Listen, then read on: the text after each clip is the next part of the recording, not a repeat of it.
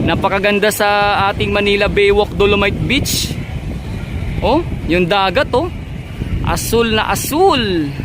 Gawa sa reflection ng ating kalangitan. Siyempre, ang pinaka Dolomite sand oh. Ayan. Hipid na hipid mga kabayan ko.